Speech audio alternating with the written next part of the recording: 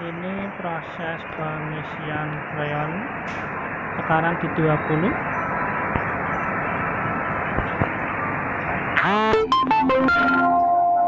Ampere sangat bagus, 0,9,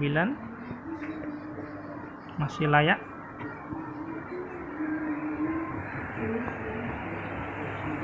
Dan menggunakan freon R134.